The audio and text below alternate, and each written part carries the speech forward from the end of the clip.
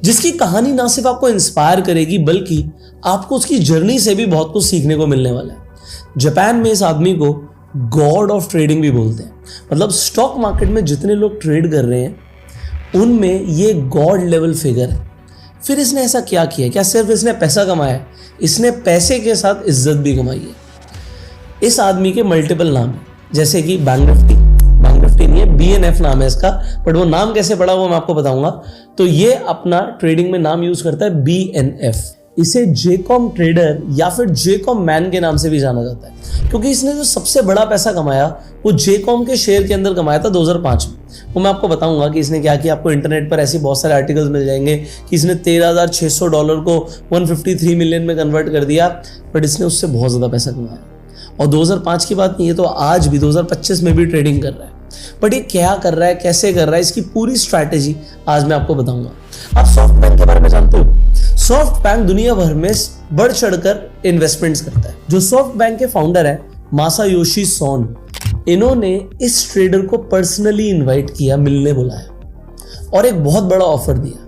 But आप जानते हो, एक ट्रेडर होते हुए सॉफ्ट बैंक के फाउंडर का ऑफर रिजेक्ट कर दिया। ये बिल्कुल ऐसे ही है कि आपको मुकेश अंबानी जी बुलाएं और एक बहुत सॉलिड डील दें आपको, जिसमें आपको बहुत प्रॉफिट हो सकता है, और आप बोले नहीं जी मुझे आपका ऑफर नहीं चाहिए। इसने बोला इन्हें, भैया मैं तो एक नॉर्मल सा डे ट्रेडर हूँ, एक छोटे से अपार्टमेंट में रह के वहीं से ट्रेडिंग करता हूँ, तो मुझे आपका कोई ऑफर नहीं चाहिए। एक ट्रेडर ने मासायोशी सोन का ऑफर रिजेक्ट कर दिया। बट ये ट्रेडर की कहानी है क्या, कैसे शुरू किया, कैसे पैसा कमाया, आइए डिटेल में समझते हैं। इसने शुरुआत करी जापान के अंदर, ओसाका शहर के अंदर। ओसाका शहर के अंदर ये बहुत छोटे छोटे काम करता था। कभी ये किसी रेस्टोरेंट में काम करता था, अलग अलग तरीके के छोटे कोई भी काम मिल जाते थे जिससे इसको पैसे मिलते थे, तो ये अपनी पढ़ाई के साथ साथ पैसे कमाने लग गया। अब जब ये रेस्टोरेंट में काम करता था, इसको ना एक नशे की आदत पड़ गई। अब जानते हैं वो नशा क्या था? वो नशा था फ़ोन के ऊपर चार्ट्स को देखना। उस टाइम पर मैं ये बात कर रहा हूँ 2000 के पहले की। सन 2000 से पहले आप बहुत ज़्यादा चार्ट्स एक्सेस नहीं कर सकते थे, बट जापान फिर भी ट्रेडिंग के अंदर इंडिया से आगे था। 1990 से लेकर सन 2000 का टाइम था ना, अगर मैं आपको निकाई का चार्ट दिखाऊं, जो इनका इंडेक्स है जापान का, तो आपको दिखेगा कि इस इंडेक्स ने बहुत लॉन्ग टर्म तक कोई रिटर्न नहीं दिए थे। अगर आप ये 1990s देखोगे, 1990 से लेकर 2000 तक जापान का मार्केट सिर्फ गिरा ही है, इसने कोई रिटर्न नहीं दिए।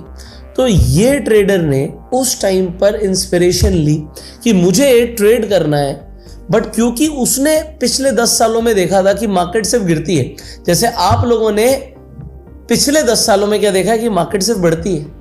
अभी जैसे जापान की मार्केट बढ़ रही है, इंडिया की मार्केट भी बढ़ रही है, तो इसने मार्केट को गिरते हुए देखा और आपने मार्केट को बढ़ते हुए देखा। तो आप लोगों की जो ज़्यादातर स्ट्रैटेजीज होती हैं वो बुल मार्केट के अकॉर्डिंग होती है, क्योंकि हम अज्यूम करके चलते हैं कि मार्केट हमेशा ऊपर जाएगी। इंटरनेट पर लोग भी डायलॉग मारते हैं, स्टॉक मार्केट हो या आदमी जाना ऊपर ही है। तो जब ऐसी बातें करते हैं तो उन लोगों को ये नहीं पता कि 10 साल कितना बड़ा टाइम होता है। अगर 10 साल तक मार्केट सिर्फ गिरती चली जाए और रिटर्न ना दे, अच्छों का पसीना छूट जाएगा और वो स्टॉक मार्केट से दूर रहना शुरू कर देंगे। बट उस टाइम पर जब जापान की मार्केट रिटर्न नहीं दे रही थी, जापान की रियल एस्टेट मार्केट बूम नहीं कर रही थी, इस आदमी ने डिसीजन लिया मुझे ट्रेडर बनना है। और उसकी कहानी बड़ी इंस्पिरेशनल है। उस टाइम पर जापान के अंदर एक उसने डॉक्यूमेंट्री देखी इस आदमी के ऊपर, जिसका नाम था विक्टर निडरहॉफर। मेरी प्रोनाउंसिएशन के लिए मुझे माफ कीजिएगा, बट जापानीज के अंदर विक्टर को ना वो थोड़ा विक्टर बोल देते हैं। इंडिया के अंदर भी थोड़ा सा ऐसा होता है। तो जो विक्टर बोलते हैं, तो इसने विक्टर का वी की जगह बी ले लिया, उसके बाद एन यहां से लिया और एच यहां से हॉफर से लिया, तो इसने अपना नाम रख लिया BNF। सो ये इसके नाम के पीछे की कहानी है। जब तकाशी ने इनके ऊपर डॉक्यूमेंट्री देखी तो उसे पता लगा कि भाई ये अमेरिका के अंदर एक हेज फंड मैनेजर है, और उस टाइम से उसे इंटरेस्ट आ गया स्टॉक मार्केट के अंदर। तो मार्केट में इंटरेस्ट लिया, जॉब करता था छोटी मोटी, पैसे जोड़ता था और चार्ट्स को देखता था। मैंने जैसे बोला चार्ट्स का तो नशा हो गया था इसे। जैसे ही इसे फ्री टाइम मिलता था ये प्राइस एक्शन देखने लग गया। आपको पता है जो कैंडलस्टिक पैटर्न्स आज आप देखते हो, ये स्क्रीन पर जो आपको एडिटर यहाँ पर कैंडलस्टिक पैटर्न्स दिखाएंगे, ये कैंडलस्टिक पैटर्न्स जापान की ही इन्वेंशन है। जापान में ही पहली बार कैंडलस्टिक पैटर्न्स के ऊपर खोज हुई और किताबें लिखी गई। तो इसीलिए हम कैंडलस्टिक पैटर्न्स को जापानीज कैंडलस्टिक पैटर्न्स भी बोलते हैं। आज आप देखते हो कैंडल ग्रीन कलर की होती है, रेड कलर की होती है, बट स्टार्टिंग के अंदर जो चार्ट होता था वो व्हाइट एंड ब्लैक होता था। जो आपकी ग्रीन कैंडल होती थी वो आपकी व्हाइट कलर से रिप्रेजेंट होती थी और रेड कैंडल ब्लैक कलर से होती थी। एनीवेज, लॉन्ग स्टोरी शॉर्ट, ये इसने इंस्पिरेशन ली और शुरू किया इसने यही $13,000 के आसपास जोड़े जैसे तैसे करके, और इसे लगा ठीक है टाइम आ गया है कि मुझे मार्केट में ट्रेड करना है। अब क्योंकि मैंने आपको बताया जापान की मार्केट में जनरली बियर मार्केट चल रही थी, मार्केट गिर रही थी, तो इसने सोचा इस गिरती हुई मार्केट में पैसे कैसे कमाए जाए, क्या कोई मैं स्ट्रैटेजी क्रिएट कर सकता हूं। इसने उस टाइम पर डिस्कवर किया एक इंडिकेटर जिसका नाम है मूविंग एवरेज। सो यहां पर हमने इंडिकेटर लगा लिया आपके लिए ये में। इसकी सेटिंग मैं चेंज कर देता हूं क्योंकि उसने जो सेटिंग यूज करी थी वो 25 की थी, वो 25 डेज मूविंग एवरेज देखता था। अब आप एक्सपोनेंशियल यूज करो या सिंपल यूज करो, दैट इज योर चॉइस। पर अल्टीमेटली ये करता क्या था, इसको ऐसा लगता था कि कोई भी स्टॉक बढ़ रहा है, तो मैं अभी निकाई के इंडेक्स पर कर रहा हूं बट स्टॉक और ज्यादा गिर सकते हैं, तो अगर कोई भी स्टॉक अपनी मूविंग एवरेज से 25 दिन की मूविंग एवरेज से लगभग अगर 20% गिर जाता है तो वो लॉन्ग का ट्रेड ले लेता था कि यहां से प्राइस ऊपर जाएगा, और जैसी प्राइस ऊपर निकलता था वो प्रॉफिट बुक कर लेता था। This was his strategy. But अब आप देखो, उसे एक तो अपॉर्चुनिटीज कम मिलती थी क्योंकि 20% की अपॉर्चुनिटी बैक टू बैक आएगी नहीं, बट जब भी 20% की अपॉर्चुनिटी आएगी, स्टॉक्स बहुत सारे हैं, तो वो ट्रेड लेना उसने शुरू कर दिया। कुछ ट्रेड्स में प्रॉफिट बना, बट जर्नली उसे क्रिप्टो को जो लोग टेक्नोलॉजी समझते हैं वो ओकेजनली विन करते हैं, और क्रिप्टो को जो लोग बिजनेस समझते हैं वो लोग क्रिप्टो मार्केट में जर्नली उसे ट्रेड्स में नुकसान होने लग गया, उसे नुकसान आने लग गया ट्रेड्स में। अब वो ये देखने लग गया यार मुझे नुकसान आ रहा है तो मैं क्या करूं। अब हर ट्रेडर क्या करता है, अपनी स्ट्रैटेजी में कुछ ना कुछ इंप्रूवमेंट करता है। अब उसने क्या किया, उसने कहा कि भाई मैं 20% से जरूरी नहीं कि हर बार 20% से ही ट्रेड मारूंगा, मैं 20% के अलावा एक चीज और देखूंगा, ये 20% की जगह स्टॉक 60% तक भी गिर सकता है। क्योंकि जब 2008 का क्रैश आया, तो मैं थोड़ा सा आगे जाऊंगा, ये देखिए ये 2008 का क्रैश आया, तो इस क्रैश के अंदर जो इंडेक्स ही है वो अपने मूविंग एवरेज से लगभग 50% दूर हो गया। तो अब स्टॉक सोचो वो तो कितने गिर गए होंगे, 70-80% गिर गए होंगे। तो जब स्टॉक्स इतने ज्यादा गिर रहे हैं तो वो ट्रेड कब ले, उसने कहा मैं ट्रेड लूंगा जब यहां से स्टॉक दोबारा बाउंस बैक करना शुरू करेगा।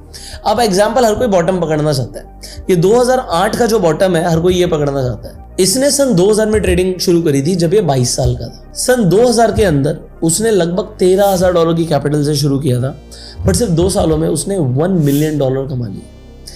उसने सिर्फ अपनी स्ट्रैटेजी में थोड़ा सा ट्विक किया कि एक तो सिर्फ 20% गिरते ही मुझे पोजीशन नहीं बनानी ऊपर की, वहां से वो प्राइस एक्शन देखेगा कि क्या स्टॉक ने चलना शुरू किया, और अलग अलग स्टॉक सेक्टर के अकॉर्डिंग उसने अलग अलग अप्रोच लगाई कि कहीं पर मैं 20% गिरने पे पोजीशन लूंगा, कभी 25, कभी 45% गिरने पे पोजीशन लूंगा। तो क्योंकि वो अलग अलग सेक्टर्स को अलग अलग स्टडी कर रहा था और वहां पे कंफर्मेशन पे ट्रेड कर रहा था, तो उसे प्रॉफिट होने लग गया। $1 मिलियन उसने कमा लिया। अब सिमिलर सेटअप पे ट्रेड करते करते सिर्फ अगले ही 2 सालों में उसने $1 मिलियन से $10 मिलियन कमा लिया। बियर मार्केट में मार्केट गिर रही है, बट वो क्या कर रहा है, वो बाउंस बैक पे ट्रेड ले रहा है, गिरने के बाद बाउंस बैक पे पैसे बना रहा है, और सेम सेटअप से उसने बहुत पैसे बनाए। बट 2008 में वो ट्रैप हुआ। क्यों ट्रैप हुआ? जब मार्केट 2008 में गिरनी शुरू हुई, सो निकलने का कोई चांस ही नहीं था। कोई भी स्टॉक बाउंस बैक नहीं कर रहा था, वो जिन स्टॉक्स में पोजीशन ले रहा था उसमें नुकसान हो रहा था। तो उसने सोचा क्यों ना मैं यूएस मार्केट में ट्रेड करना शुरू करूं। उसने एक अलग से अकाउंट खुलवाया और यूएस मार्केट में ट्रेड करना शुरू किया। $6.5 मिलियन की पोजीशन ली एक ही स्टॉक में। आप जानते हैं वो स्टॉक कौन सा था? Lehman brothers. आपने सुना ना 2008 का फाइनेंशियल क्राइसिस इसलिए आया क्योंकि लीमन ब्रदर्स का कोलैप्स हो गया। लीमन ब्रदर उस टाइम पर अमेरिका का टॉप बैंक्स में से एक आता था। जैसे इंडिया के अंदर हम बात करें एचडीएफसी बैंक है, आईसीआईसी बैंक है, बिल्कुल उसी तरीके से अमेरिका का बैंक था लीमन ब्रदर्स। उसने उस स्टॉक के अंदर, आपको पता है पोजीशन कब बनाई? जब वो स्टॉक लगभग 70% गिर गया था। 70%, $6.5 मिलियन लगाए, बट वो $6.5 मिलियन का क्या हुआ? जीरो हो गया, वो बैंक ही खत्म हो गया।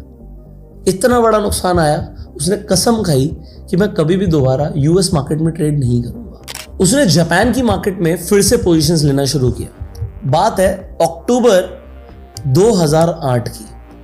अक्टूबर 2008 को भाई साहब वापस आते हैं और सोचते हैं यार ये देखो ये थोड़ा सा ग्रीन बन रहा है, यहां पर दोबारा से बाउंस बैक आ सकता है, मार्केट काफी गिर चुकी है। तो अगर इंडेक्स के अकॉर्डिंग देखें तो इंडेक्स लगभग 20% के लेवल के आसपास है।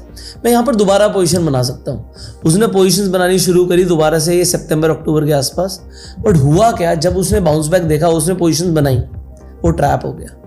मार्केट इतनी बुरी तरीके से गिरी कि अगर इस मूविंग एवरेज से देखें तो यहाँ पर इस जगह पर अक्टूबर के अंदर ही मार्केट 42% नीचे आ गई। उसको ज़बरदस्त घाटा होने लग गया, इतना ज़बरदस्त घाटा कि उसने कभी सोचा ही नहीं था कि मुझे ट्रेडिंग में कभी मेरे सेटअप पे, जिस सेटअप से उसने इतना पैसा बनाया, ऑलमोस्ट जीरो से शुरू किया सन 2000 से लेकर 2008, मतलब आप अगर एक स्ट्रैटेजी पर 8 साल से काम कर रहे हो और अगर वो स्ट्रैटेजी आपको पैसा बना के दे रही है तो आपको क्या लगेगा, ये स्ट्रैटेजी तो बढ़िया है, I am the God in the market. उसे भी यही लगा, बट मार्केट ने उसकी ऐसी तैसी कर दी।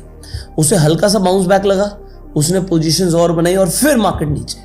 अब उसे यहां पे लगने लग गया कि अगर इंडेक्स जो अपने मूविंग एवरेज से 50% गिर जाता है तो अब मुझे बाहर नहीं निकलना। या तो मेरे पास दो ऑप्शंस हैं, या तो अभी तक मुझे जो लॉस हुआ वो मैं लॉस बुक कर लूं, मैं पूरा लॉस बुक कर लूं और बाहर निकल जाऊं, या फिर अब मैं दबा के पैसा लगाऊं।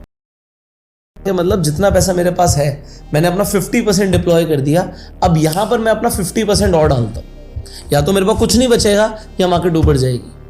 आप सोच सकते हो उसने क्या किया होगा। वेल, कहीं ना कहीं एक माइंडसेट था कि यस मैं रिकवर कर लूंगा। उसने अपने डीमेट अकाउंट के अंदर देखा रिमेनिंग पैसे कितने और सारा पैसा लगा दिया। ये एग्जैक्ट डेट है 27 अक्टूबर 2008 की। उसने अपने अकाउंट के अंदर $64 मिलियन की पोजीशन ले ली ऊपर जाने के लिए कि मार्केट यहां से ऊपर जानी चाहिए। $64 मिलियन। अब देखिए 64 को अगर मैं मल्टीप्लाई करता हूं, 1 मिलियन 8.5 करोड़ होता है, तो ये टोटल पोजीशन हो गई 544 करोड़ की कि यहां से मार्केट ऊपर जाएगी। अगले दिन होता क्या है, बड़े ध्यान से देखिएगा अगर आप मार्केट को समझते हैं, मार्केट और नीचे जाती है, दिल की धड़कनें और बढ़ जाती है। बट इसके बाद क्या होता है, जापान की मार्केट में लंच ब्रेक होता है। अभी भी मैं अगर आपको निकाय दिखाऊंगा तो निकाय इंडेक्स आपको बीच में दिखेगा, ये लंच ब्रेक लिखा हुआ आता है। जापान की मार्केट में लंच ब्रेक होता है। लंच ब्रेक के बाद मार्केट भागना शुरू करती है। उस दिन की क्लोजिंग तक उसे $12 मिलियन का फायदा हो रहा था। 12 इंटू 8.5, 102 करोड़ का प्रॉफिट। क्या करना चाहिए था, उसे काट देना चाहिए था, उसने नहीं काटा। अगले दिन पोजीशन कैरी फॉरवर्ड लेके गया। मार्केट होती है गैप अप, और ये गैप अप जो है ये लगभग 1.5% का होता है, बट इतनी बड़ी पोजीशन में 1.5% से बहुत इंपैक्ट पड़ता है। अगर आप निफ्टी में ट्रेड करते हैं तो आप समझ पा रहे होंगे। और मार्केट एक मारूबुजू कैंडल बनाती है। मारूबुजू आपको पता है ना, जिसके बाल नहीं होते, जिसकी विक नहीं होती, और मार्केट खींचती चली जाती है, 7% इंडेक्स बढ़ता है।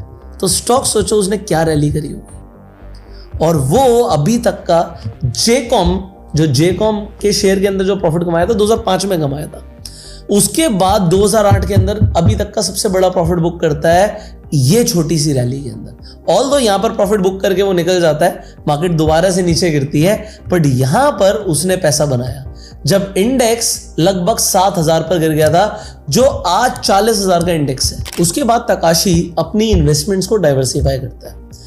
वो रियल एस्टेट के अंदर इन्वेस्टमेंट करता है। सोर्सेज ऐसा बोलते हैं कि उसने मेजर इन्वेस्टमेंट उसके बाद बिटकॉइन के अंदर करी। बिटकॉइन का इन्वेंशन कब हुआ था ये वो कमेंट में बताइएगा। अभी तक हम 2008 तक पहुंचे थे।